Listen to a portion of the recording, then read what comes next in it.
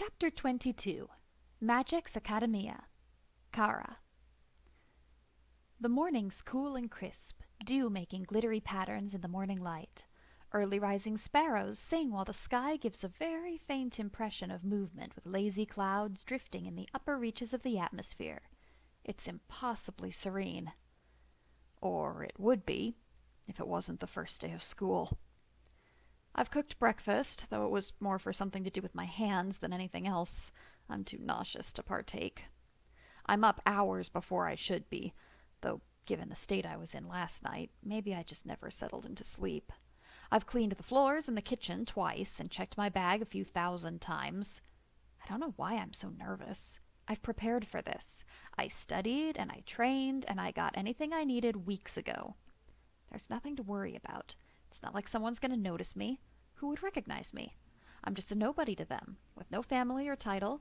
I'm not worth a second glance. I'm not interesting enough. Stars, when did it get this hard to breathe? I sit down hard in my chair and watch the sunlight paint the sky. This is exactly how I wanted it. This is how it has to be. Everything's going to be fine. If nothing else, I will know Shauna. I wonder how Ande's been, and whether Shauna's actually treating him well. Or better, in any case. Did she treat his wounds? Is she feeding him? I think of Blue, of how wrecked his body was when he first came to me. The market didn't even think he was worth treating. Things with Blue are strange, to put it mildly. I'm realizing he reacts better to orders, or at least things that are phrased as orders.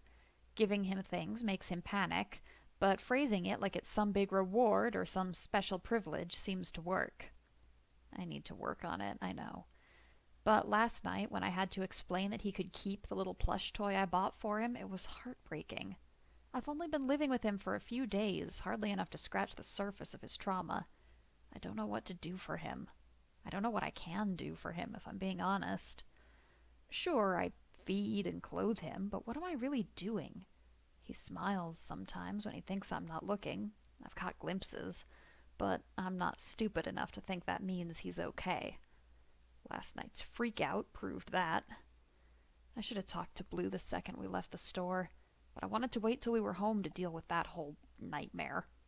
Everything seems so fragile between us. I don't know how to fix it. It's like I'm walking a tightrope, but if I misstep, it's Blue who falls. I only have a second to compose myself as I hear the tinkling of a bell. If one good thing has come of yesterday's missteps, it's that Blue's movements throughout the house aren't as silent as before. Master? Blue emerges from the hallway into the light of the kitchen. There's worry in his eyes, a distant, ever-present ghost. He kneels and crawls the remaining way to me, though he stops a respectable distance away within arm's reach. Did you sleep well? I don't know what possesses me to say it. Maybe it's my own lack of sleep, or perhaps just poor judgment. It just sounds so stupid saying it out loud. Yes, master. If you needed me awake earlier, No! It wasn't meant as a rebuke. I just wanted to make sure he had a good night. I don't like the way he's talking to my kneecaps, but I suppose it's better than the floor. You're up at a good time. I'm just nervous about our first day. I got up early and made breakfast. You hungry? It's not a fair question, I know that. I can see Blue's ribs when he bathes, the way his two prominent collarbones stick out from under his shirt, the signs of hunger being used against him to make him compliant, malleable. His head tilts sheepishly to the side, and I can see the infinitesimal rise of his shoulders, the way his arms cross around his midsection of their own accord. It doesn't even look like Blue's doing it on purpose. It's just an involuntary response to protect his vital organs in case his answer is unsatisfactory. You haven't eaten, he points out instead of answering. He's right, of course. I was too full of nervous energy to sit and eat this morning. The food I made in this morning's flurry of activity sits on the table untouched. You're right, Blue, I chuckle. I need to be careful of my phrasing. I really don't like eating alone, so I was hoping when you came down we could eat together. He nods in short, clipped movements, staring at his own knees for a change before gathering the courage to speak. Yes, master. Do you want me? I'd like you to sit in the chair right next to me, Blue. He picks himself up and crawls onto the chair next to me, sitting on his heels in a way that doesn't look exactly comfortable. Come to think of it, that's the way he sat when we had breakfast together the first time, which was really the only other time we've been at the table together. I can't remember if he did it during our little chat over tea and cookies, but I suppose I wasn't looking. He'd spent the rest of his time getting food from me in bed. Is that just the way he sits? Is it comfortable for him? I can't help myself as I start piling up food on his plate. Blue, why do you sit like that? He stammers, seemingly startled, whether by the question or by being addressed at all, I'm not sure. This is a relaxed kneel. Waiting position 5, but it's what most people mean when they say sit. Do you want me arranged differently? He's more nervous than when he came in. I can't help but feel a little responsible, like my nervous energy is fueling Blue's state. No, there's nothing wrong. I was just wondering if you wanted to sit... I can't say like a person. I know he'll freak out, and I can't deal with that today. Not when we have to make a good impression. I just want him to be comfortable. On your butt with your legs down. I settle for the factual description. Blue colors immediately and looks away. That would be highly irregular and breach conduct. Oh, would it? I find myself responding, stupidly. Yes, I don't delude myself when you allow me on the furniture, master. I know my place. When master allows me on the furniture, it's for display. I can feel the headache behind my eyes starting, so I just shut up and pass Blue his plate, trying not to throw up on my own. Not allowed on the furniture unless you're on display. What kind of shit is that? Blue's head is fully down and he's scrutinizing his plate with the care of a researcher. Now's not the time to try and go over this. Not when we have to be presentable for school. I let the issue go and settle for watching the shaking fork move food up to his mouth. I've freaked him out enough. Blue doesn't manage to finish the plate, but he hasn't finished a plate in all the time I've had him. I suppose I should give him smaller portions so he can at least feel like he's finished a plate, but I can't. It just feels like I'm withholding food, and I don't want to make Blue any more nervous. Besides, what's the worst that could happen? Blue learns I won't punish him for not finishing his food. Oh, stars, if that's a rule. I'm just happy he's eating. The dishes get a quick wash, and Blue sheepishly asks what I'd like him to wear for school.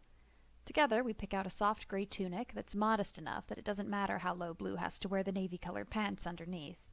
Paired with the black slippers I got to protect his feet, he looks just about as well-dressed as any general store could make him. I pull out my own clothes for the day before I realize that Blue hasn't left. It seems stupid, but I really don't like the idea of people in the room while I dress. I give it a handful of seconds, but Blue doesn't leave, just takes up a silent post, petting what must be the incredibly soft fur of his plush toy. Blue? He snaps to attention, hand leaving the absent motion instantly. Yes, master? Stars, it sounds so petty. I need to get dressed. Can you wait? Blue immediately comes forward. I can help. Sorry to make you wait. I'll get... No! I know it comes out harsher than I meant it to when Blue takes a step back and presses his lips together to quiet himself. Blue, just... All I meant was that I'd rather you wait outside. Can you do that for me? He nods his head quickly and all but rushes out of the room with his toy in hand. The door closes softly, but it might as well have been slammed. I didn't mean it that way, but I let my frustration seep into my voice. I'm not some invalid who can't do it himself, or a nobleman who never learned how to tie a sash and just has his servants do everything for him. I dress myself as quickly as possible. I don't want Blue to stew in his own thoughts too long. Stars only know what sorts of rules he'll think he's broken. Blue's waiting for me at the door, head down and kneeling, plushie nowhere in sight. He's brought my school bag to the front door, though. I take a moment to stroke his hair and mumble niceties before I take the bag and open the door for us both. There's a period of awkward silence when Blue is simply content to walk 3 steps behind me, looking down at my feet to gauge exactly where I am, and I cannot think of anything to say. I keep trying to think up a conversation starter, but all the words die on my lips. At least it's a nice day. The first real freeze of winter has yet to descend, so we have some more time before the garden needs to be prepared. I wonder if Blue would enjoy that. If nothing else, I'm sure he needs the excuse to be outside. I've kept him cooped up for almost a week, only taking him out for the run to grab him clothes and shoes.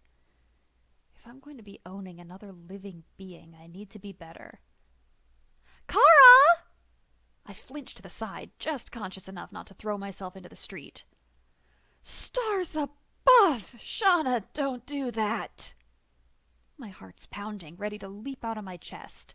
Shauna's head sticks out of the stalled carriage in front of us. Aw, come on! You're no fun! Hop in, I'll give you a ride, dummy! I roll my eyes, but accept her offer. It would be nice not to walk with just my thoughts today. Shauna's always been good at filling the silence. She's dressed in an opulent yellow robe with the flowery patterns embroidered into the trim. Though her sash isn't tied quite right in the back and the tie in her hair is lopsided, she pulls it off. It looks like it was done on purpose, not because she couldn't go through her year-long morning routine today. I swear she'd managed to make a potato sack look regal. From her posture to her presence, she has a high-born air. I'm almost jealous.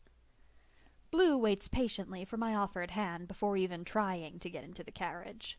Shauna's personal carriage was a gift from her mother when she first moved into the inner city.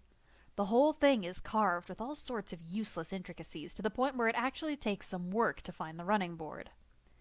Blue has to follow my lead to find the actual, stable piece of wood meant to help you step up into the cabin. Even still, the driver pulls forward a bit prematurely, and Blue falls into my lap with a yelp. So, this is him, yeah? I nod, taking a second to pet Blue's head where it's fallen into my chest. Yeah, this is Blue.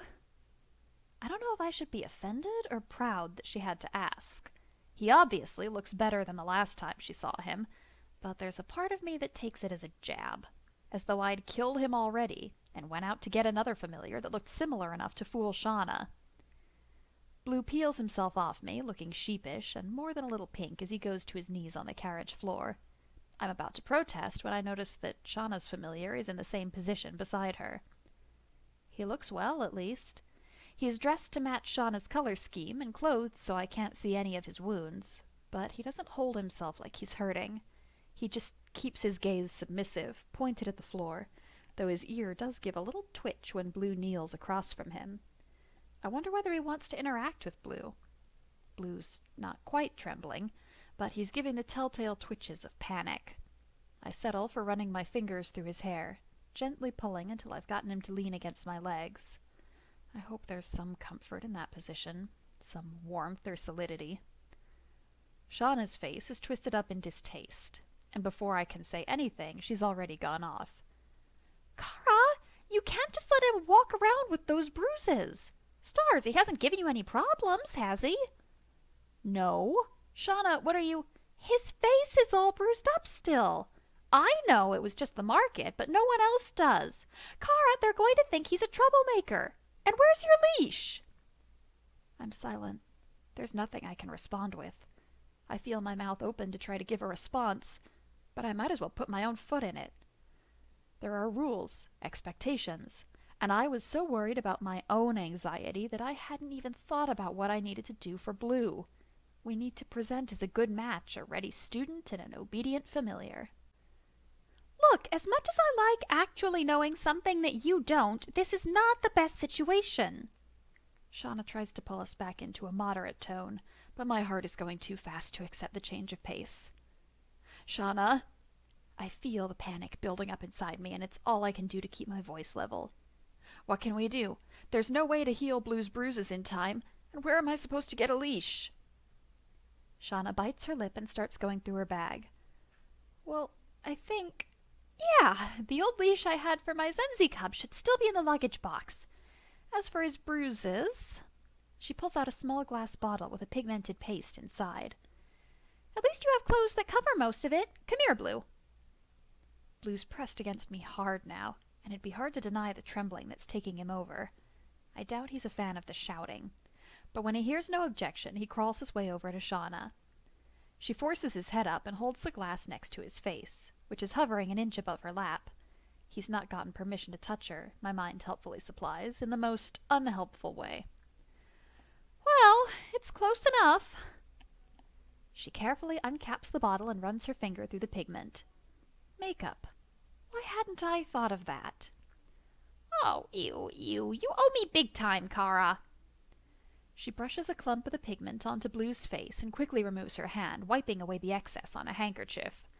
Aside from the atrocious bedside matter, she's actually done pretty amazingly.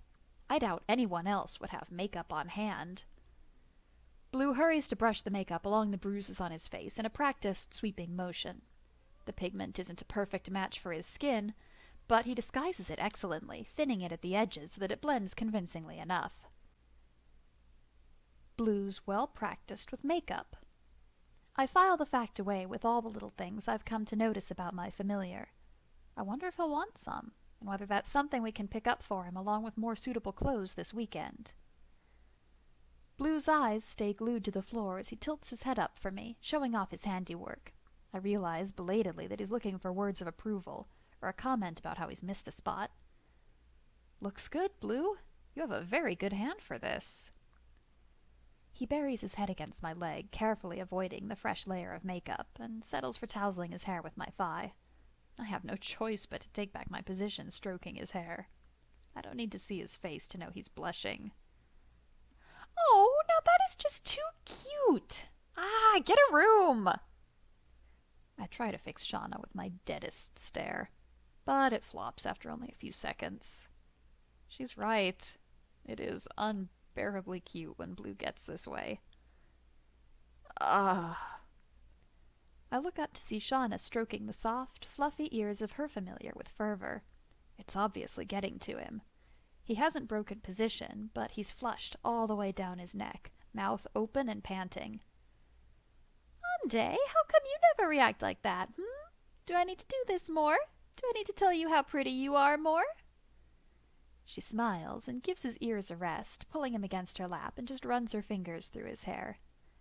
There's a gentle hum about the cabin. Blue, fresh-faced and petted, while Shauna takes her time scratching Ande into a state of limp-bodied bliss. I just wish it could last. We're on school grounds before we know it. The carriage lets us off at the front gates, past a whole field of dueling squares. I'm struck again by the majesty of this place. The enormous square building, the courtyard with a breezeway that makes it seem open and airy, the large common studies pavilion that launches 4 stories up into the air, and an arcanist tower on the other side, covered in ivy, going up even higher. That would be enough. But the graduate halls, oh stars. The spaces of higher study are quite literally higher. On the ground, we can only see the pulsating crystals and their platforms, but at the right angle, you can see a few of the buildings floating above the school. I can feel the familiar excitement coursing through my veins. This is what I wanted. This is why I'm here. Magic everywhere, all around us. And this is only our first day. Kara, by the stars, can you stop bouncing in place for 1 minute? I am bouncing, but I try to settle. And there's a tap to my foot that doesn't quite go away. I must look like a fool with my grin plastered from ear to ear, but I can't bring myself to care. I really did it. I'm here. I'm going to study magic. Potions with Brendan Rotan. Herbology with Lonel Hare. Evocations with Espis Schul. Wandcraft with Zaras Nietzsche. Dueling magics with Roos Balt. And familiar training and advanced casting with the same teacher, Ryuki Berg. Blue's just kneeling by the carriage in his little relaxed kneel, blessedly ignorant of the fact that I just forgot he was there. I need to watch myself. I can't get distracted. Blue needs me here. He needs me to be his protector. He needs me to watch out for him. As amazing as this is for me, it's dangerous for Blue. I can't forget that. Shauna eventually pulls out a slightly mussed-up leather leash. Apparently, her Zenzi cub was very reluctant to follow a lead. The clip fits on the little metal ring under Blue's bell, and Blue doesn't give an ounce of resistance to following the lead. People are starting to trickle in at a steadier rate, and we find ourselves led by faculty and staff into the large courtyard inside the gates. There's a lot of people, and a lot of different familiars.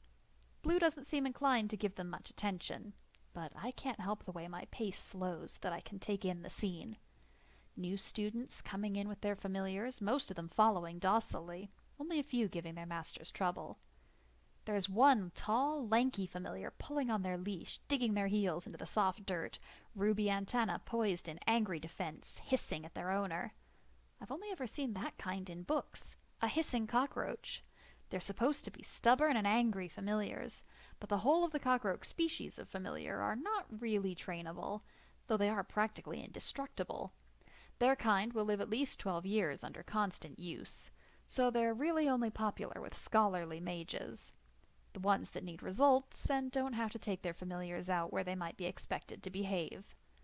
Their breed does have a nasty stigma about carrying disease to other familiars if they're housed with them.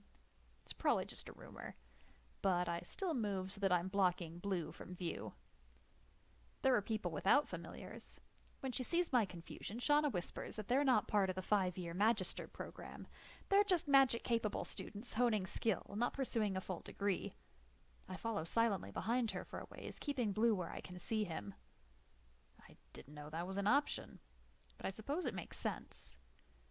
There's a podium with 5 heavy oak chairs behind it, and the courtyard is full of little foldable ones. Shauna pushes us to the front to get good seats for the orientation ceremony. We find our seats, and Blue kneels beside me. It's a different kneel, more alert, and when I look to Shauna, I see the same pose mimicked in Ande. It must be a pose they know. In any case, no one takes offense. Someone slides into the chair behind me, and a strange avian familiar falls into place beneath her. The avian goes into kneeling position, but quickly seems to get bored and starts looking around, fixating on the only other thing at her eye level. Blue. She gives a quiet coo and bobs her head a little to try and get his attention, but Blue shows no sign of having heard her, nothing except pressing just a bit closer to my leg. Her owner notices before I have to say anything. It's a short-tailed shearwater, she tells me before pulling on her leash to get her avian to stop bothering my familiar. Apparently, the breed is very friendly. The gates close and the vibrant, buzzing atmosphere of new students talking with each other comes to an almost immediate halt. We're under an open sky in the early morning, but that doesn't seem to matter as the courtyard darkens like we're being sealed off from the rest of the world. It continues until it's hard to see my hands in front of my face. Then, suddenly, there's light. Brilliant little splashes of color trailing around the blocks of chairs, zigzagging through the aisles. Red, then green, sparks of yellow casting ethereal glows down the interior walls of this place. They whip around spastically for a few more seconds, new colors joining the fray, bouncing off each other in inflammatory rays until one of them hits the stage. The flicker of light dies the second it touches the wooden platform, but a deep red plume of smoke takes its place. Like moths to a flame, the sparks have direction now and single-mindedly rush towards the stage. Similar clouds of billowing smoke rise in the same manner, and before anyone has a chance to murmur, an older man steps out of the smoke. Clothed in a regal red embroidered with gold, the school's crest emblazoned on his robe, the man exudes authority. He has good reason. I've only met him once before for my entrance examinations. This is the Dean of the Academia. 4 others step out of the smoke, clothed in different robes, no less fine, though in a variety of different styles, all with the school's crest. I don't know them, but I have a feeling that I will learn their importance very soon. For now, all my focus is on the Dean. He raises his hands above him, and in a snap of light, a banner unfolds behind him. The school's crest waves proudly in the gentle breeze of the courtyard. Glittering lights blare into existence on stage, illuminating the spectacle before us. The Dean and the 4 other people stand in a perfect line, appraising the new year of students. The dean's voice bellows, unnaturally loud in the open space. Welcome, students, to Magic's Academia!